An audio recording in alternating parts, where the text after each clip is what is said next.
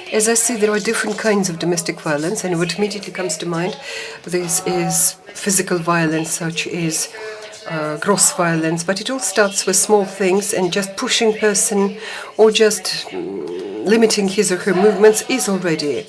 Well, sexual violence is a taboo in this, even when we speak about, but our society completely doesn't know what it is like rape in the marriage. Spousal rape, because they have like duty, and another person can violate another person's right by making him do what he or she doesn't want. Psychological violence is the most horrendous thing, because this is the start of it all. If you look at foreign experience, there are countries where there is a criminal responsibility for psychological violence. In our context, regrettably, we still don't know what physical violence is. Psychological violence is completely ignored, although the criminal code has the special crime that is recognized as torture and but again, the word systematic, even the Supreme Court cannot recognize it as systematic in terms of torment. Well, economic, when one person thinks he or she can control all the expenses and revenues, not allow his or her partner to work, and control all the activities. And again, if you look at foreign experience, Israeli parliament, Knesset, is now looking at criminalizing a responsibility for economic violence. Well, who is the victim? I would like to avoid the word victim, because in America, some 40 years ago, there was a huge dilemma about this. Women who were subject to violence do not want to be called victims. They don't want to have this label of oppression. They want to speak openly that they dealt with it and that they're moving forward. But since in our society, regrettably, only dozens can cope with that, the word victim fits in the best regrettable possible way. As again I put it, the main vulnerable group are, of course, women. If you look at the model legislation of UN, it is thought that domestic violence is a kind of gender discrimination. But nevertheless, women are not the only victims. The second vulnerable group are children. We realize that it is not only children who were victims, subject immediately to violence. They are the party that was affected, but children who witnessed just go through it as much as if they were victims. And thirdly, which is a total taboo in this country, it's people in old age, senior citizens, but you can see it online on news when the children do it to their senior parents, when they take away their pensions or try it in some way or other to humiliate and oppress them. As I've already put you, domestic violence and family conflict are two different matters. In domestic violence, there is a cycle, which is not there in family conflict, because you say you may just quarrel, but in 10 years' time not remember why it was. But in domestic violence, it never works. It's logical to assume that not one single potential aggressor at home will not believe at the first date, and usually such, I won't fear men, because the absolute majority of aggressors are males. At a first date, they believe in the best way. They are the best, they can do all you want, and they realize that if they immediately show their true face, there will be no such thing as a second date. So it all starts beautifully. A woman thinks she is in security, she enjoys excellent relations, but then she sees displeasure. It is not based upon any objective reasons. It may be, but a joke that yesterday seemed like funny and now it is not. And then there is tension.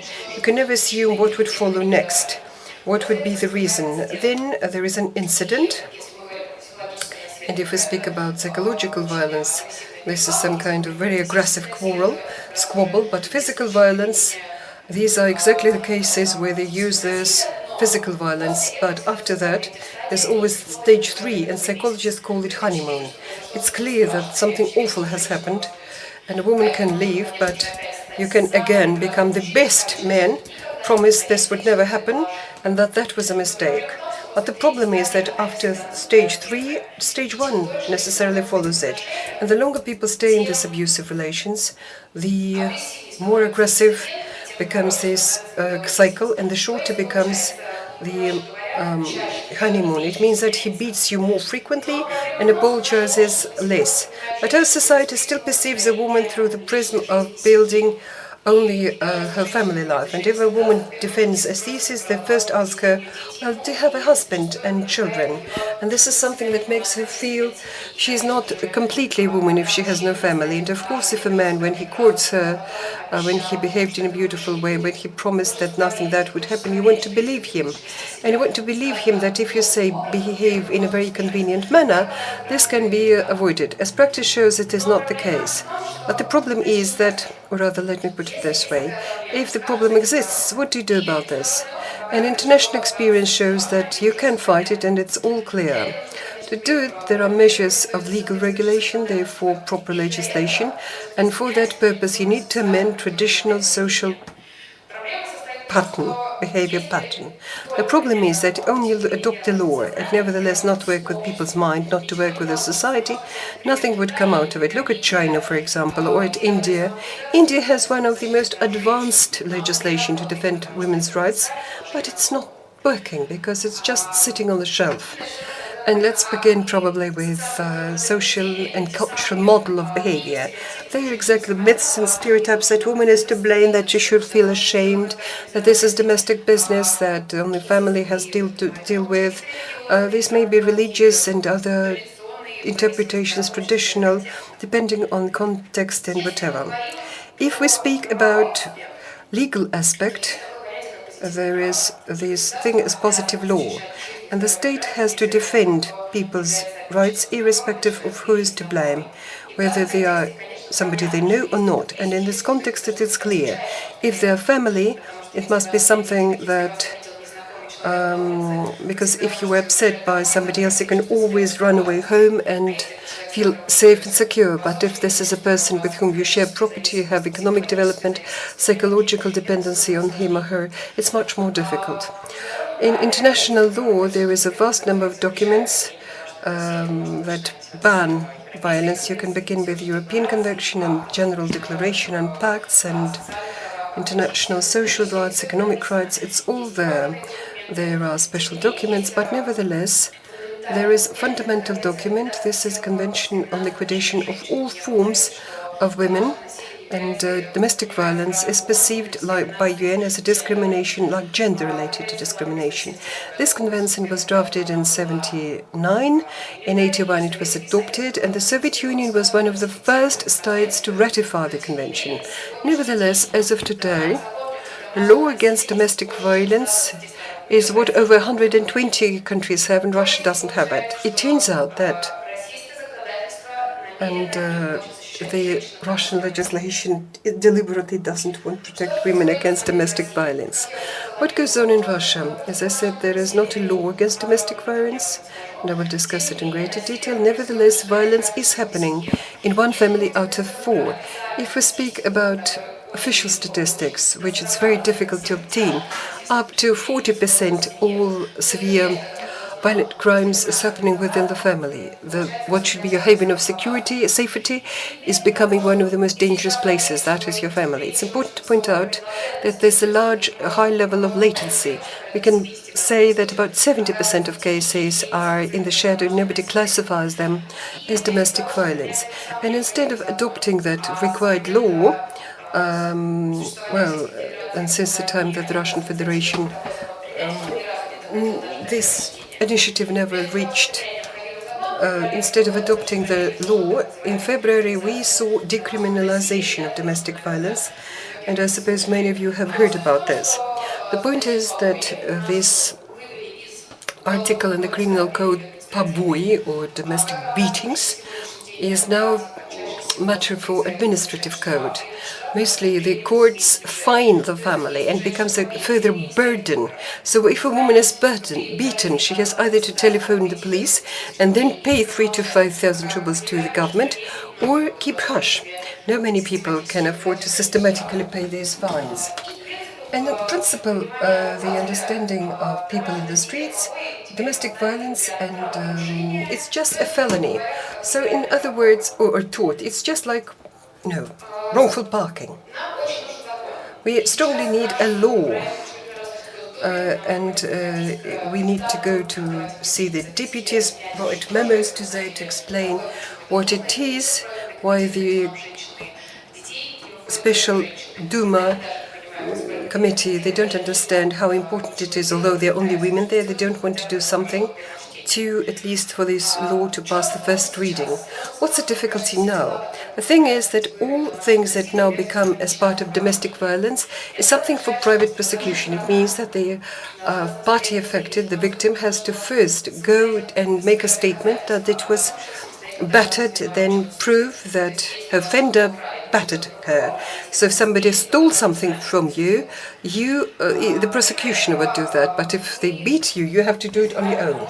Besides, we urged the bill to have a very important mechanism that is known as warranty order. What does it mean? It means that if a conflict took place and it's not clear who is to blame, you can ask the policeman that at the very moment they issue a protection order, where, like an injunction or restraining order, he simply cannot come close to you. Apart from that, there are different measures. For example, it's not the purpose to put them all to jail. The objective is so that to avoid further battery.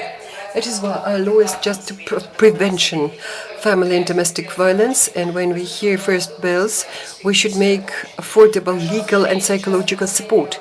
Regrettably, we see no support in NGOs and our organization that is known as Anna, one of the, so to say, most experienced in this area. They have been around since the early 1990s. This is the only telephone across Russia that provides help to all those victims of domestic violence.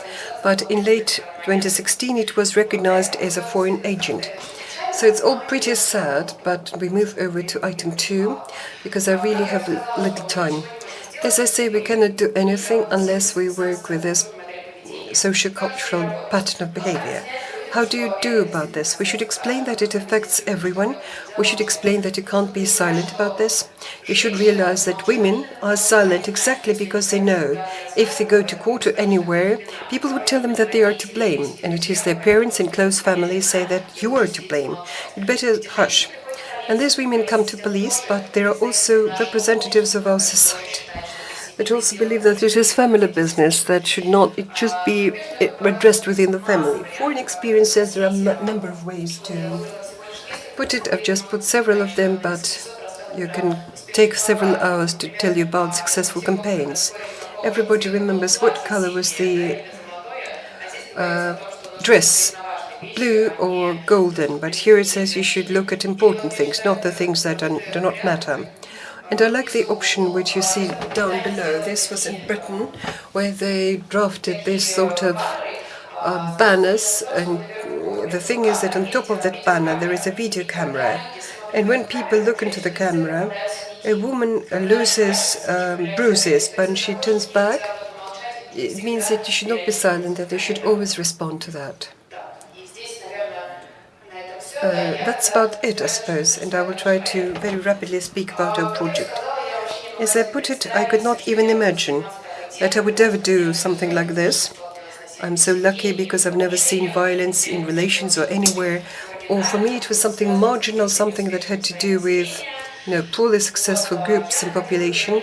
I was abroad and I read an article by journalist Arna Zhenirovich, who wrote about her experience. She wrote that for 3 years she was a Moscow journalist, she was in relations, and as a result she and her boyfriend decided they would part. And on the night where they last went to bed and thought that they would split in the morning, she woke up as he was beating her and was saying, "Now this is your true face, Anichka." And it turned out that she was a bold person who immediately discussed it in great detail, and a vast number of people of liberal things that should be enlightened and understand, they would say that she was to blame. Then what she did was the last material, how she sought help from the police, how she went to court. In the long run, you can say that in the long run, that man who battered her went on amnesty because of the victory in the Grand Patriotic War. Actually, this history totally shocked me, because I realized that this is happening virtually next door. And this can happen to anybody, and even to anybody like my friends. Well, like Moscow journalists, neither society was prepared to help or police or anybody. I looked, there is what is available online. If you write domestic violence, not one single resource that could help you. If you do the same in English, you would immediately see vast number of sites that explain to you what is to be done, where to run, what to do. And clearly, I wanted to create this website because this became a problem that sincerely outraged me. I thought I would find these organizations because I was keen, but it turned out there are no organizations like that, and nobody was prepared to take me on, board. And we thought we would very actively ask for presidents, grants, and others, but they would refuse. Women's Association of Women, instead of supporting us, gave 5 million to Mr. Zaldastanov, who represents night surgeons, to have Russian Sword Festival. This is something we saw very often, and it became clear that unless you do it on your own, that would never happen. And we were very lucky because we attended an event where we developed a draft mobile application against domestic violence, and as a long run we had a charity option where we did it all so that they could technically implement that. As of today, this application is being used not only in Russia. I was surprised when I saw it. This application has two main functions. Firstly, this is SOS button, panic button, when they put your near and dear family, and there is an SMS with geolocation and an SMS that something bad has happened. Secondly, manually I collected all the data about crisis center available in all the districts of Russia. Application immediately builds the route. There is a telephone, email, and whatever is needed there. Nevertheless, I very much wanted to create a website, and again they refused us a grant, and it became clear that one must sit down and do it. On the 25th of November, International Day to eradicate violence against women, and I thought that would be the best day so that we launch and kickstart our website, again, which we virtually did. We wanted to draw attention, but since the main message was that women should not be silent and should not feel shy speaking about this, I adopted radical measures, and I was very anxious as I put it online. But I put it this way: regrettably, nobody beat me, luckily. It was just makeup, and the question is that it could happen to anyone. I'm very grateful to our Russia media when we launched this application, and over the first day there were 60 news as it was discussed across the country, not because we are unique, because it's really a very burning problem. The same happened to our website. Once this Pandora's box opened, we could say that we are volunteers. A huge number of people would write to us, and my objective as the leader of the project to invent something that they would want to go to do it, so that they don't need to control it, when somebody would develop and choose exactly what they want to do. That's why, as of today, well, we still don't have one single kopeck from funding. We don't have one single member of the staff, but we have a large number of projects which unfortunately I have no time to discuss to you on detail, and I'm sure we'll have more. I'm sure we will cope with finances, a huge number of interviews, comments, deliberations, explanations, a vast number of lectures, presentations. We came up with one project where we would help women without specialist education to get some skills so they could immediately leave and try to seek a job. And now I face an objective to create an all-Russian network to help victims of domestic violence, and this is where I shall be very happy if somebody can establish some links with people in the regions. I'm supposed to be wrapping up, I'll say the 25th of November again. We'll run a global day to eradicate violence against women. So together with our volunteers, we drafted another project. It was supposed to be a photo project, 12 interesting men. They say they are against violence. But in the process it grew, and we shall have a small video, and I hope that it would be great to spread it online. And violence in the family, domestic violence, is of course violence in society as a whole. There's a state violence too, and it was very sad that many men, well known, they didn't care about the topic. They would joke, say, why do we think that we are against violence? We are not. Which proves once again there is something that it has to do with all of us. We cannot control what our deputies do, but we can control what we perceive, what we think, and how we react and help.